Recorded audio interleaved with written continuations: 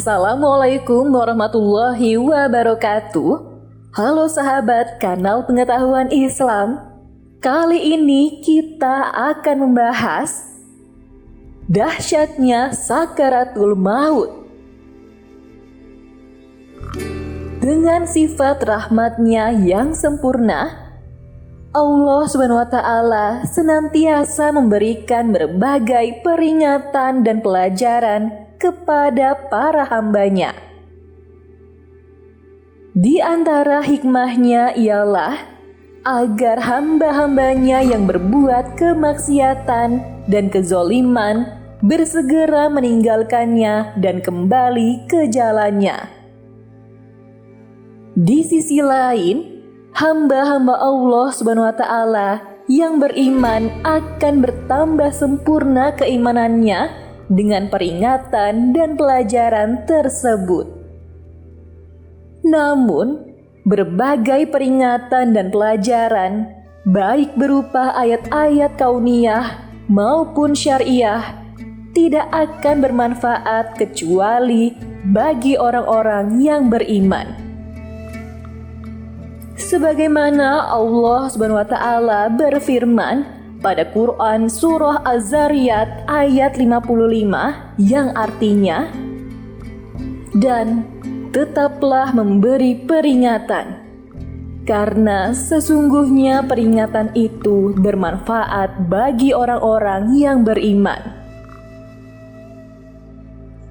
Di antara sekian banyak peringatan dan pelajaran, yang paling berharga adalah tatkala hamba menyaksikan sakaratul maut yang menimpa saudaranya dengan mata kepalanya sendiri.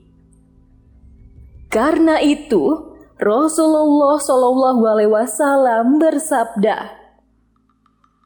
"Tidaklah berita itu seperti orang yang melihat langsung." Hadis riwayat At-Tirmizi dari Abdullah bin Umar radhiyallahu anhuma.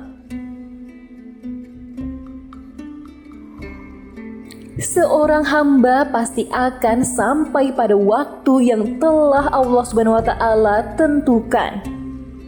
Dengan sebab yang Allah SWT takdirkan, pasti dia akan merasakan dahsyat, ngeri, dan sakit yang luar biasa karena sakaratul maut, kecuali hamba yang dia beri keistimewaan.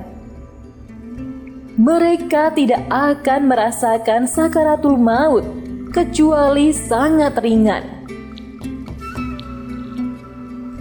Allah SWT berfirman pada Quran Surah Qaf ayat 19 yang artinya, "Dan datanglah sakaratul maut dengan sebenar-benarnya. Itulah yang kamu selalu lari darinya." Rasulullah SAW bersabda, "Tidak ada sembahan yang disembah dengan benar selain Allah SWT. Sesungguhnya kematian ada masa sekaratnya." Hadis riwayat Al-Bukhari. Dengan rahmatnya, Allah SWT memberitahukan beberapa gambaran sakaratul maut yang akan dirasakan oleh setiap orang. Allah SWT berfirman pada Quran Surah Al-Waqiah ayat 83 hingga 87 yang artinya, "Maka mengapa ketika nyawa sampai di tenggorokan, padahal kamu ketika itu melihat, sedangkan kami lebih dekat kepadanya daripada kamu? Tetapi kamu tidak melihat. Maka mengapa jika kamu tidak dikuasai oleh Allah SWT, kamu tidak mengembalikan nyawa itu kepada tempatnya, jika kamu adalah orang-orang yang benar?" Imam Ibnu Katsir rahimahullah berkata, Allah berfirman, "Maka ketika nyawa sampai di tenggorokan, yaitu tatkala sudah dekat waktu dicabutnya. Padahal kamu ketika itu melihat dan menyaksikan apa yang dia rasakan karena sakaratul maut itu.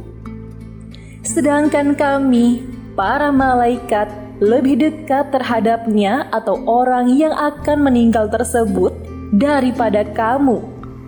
Tetapi kamu tidak melihat mereka atau para malaikat. Allah Subhanahu wa Ta'ala menyatakan, apabila kalian tidak menginginkannya, mengapa kalian tidak mengembalikan roh itu tatkala sudah sampai di tenggorokan dan menempatkannya atau kembali di dalam jasadnya? Allah Subhanahu wa Ta'ala berfirman pada Quran surah Al-Qiyamah ayat 26 hingga 30 yang artinya, sekali-kali jangan apabila napas atau seseorang telah mendesak sampai tenggorokan dan dikatakan kepadanya, siapakah yang dapat menyembuhkan? Dan dia yakin bahwa sesungguhnya itulah waktu perpisahan atau dengan dunia, dengan bertaut betis kiri dengan betis kanan. Kepada Robmulah pada hari itu kamu dihalau.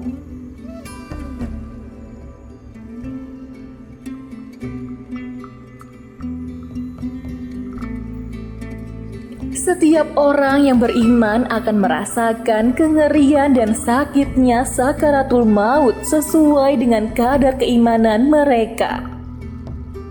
Oleh sebab itu, para nabi alaihimussalam adalah golongan yang paling dahsyat dan pedih tatkala menghadapi sakaratul maut.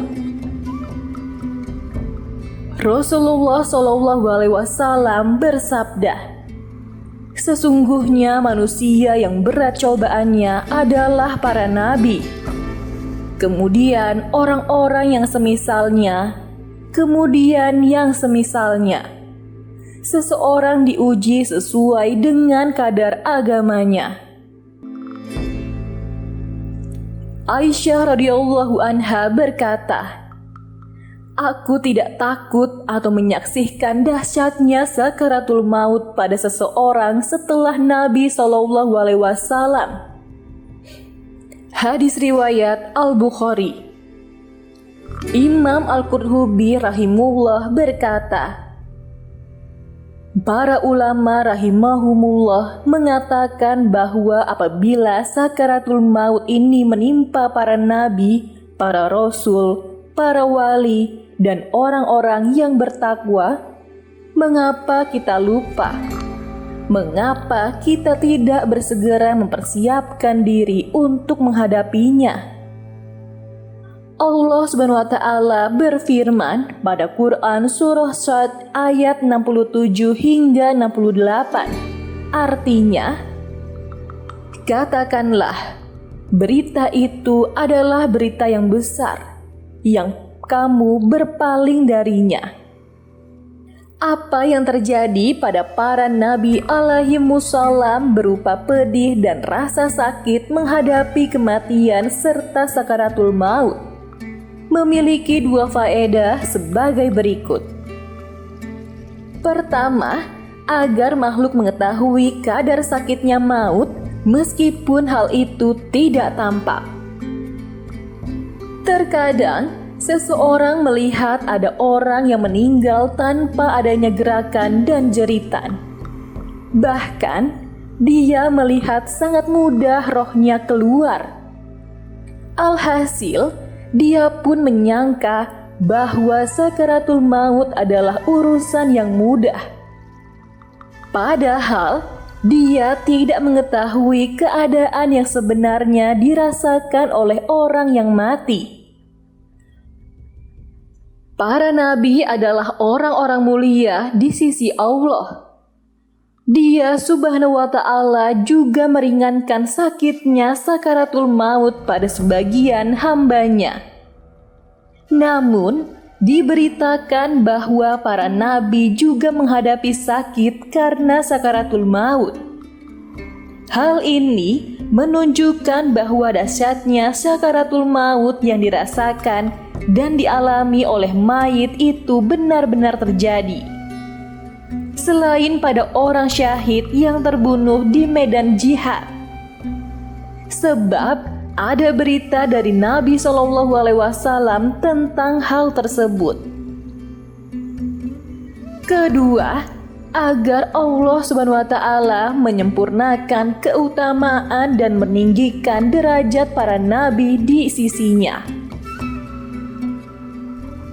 Terkadang terlintas di dalam benak sebagian orang bahwa para nabi adalah orang-orang yang dicintai Allah SWT. Bagaimana bisa mereka merasakan sakit dan pedihnya sakaratul maut ini? Padahal Allah SWT Maha Kuasa untuk meringankan sakaratul maut dari mereka. Allah SWT berfirman, "Kami sungguh telah meringankan atasmu." Jawaban atas hal ini adalah bahwa sesungguhnya orang yang paling dahsyat ujiannya di dunia adalah para nabi. Kemudian yang seperti mereka, kemudian yang seperti mereka. Jadi, Allah SWT ingin menguji mereka untuk menyempurnakan keutamaan-keutamaan dan meninggikan derajat mereka di sisinya. Hal itu bukanlah kekurangan bagi mereka, bukan pula azab. Wallahu a'lam. Semoga informasi ini dapat menambah pengetahuan kita tentang Islam. Wassalamualaikum warahmatullahi wabarakatuh.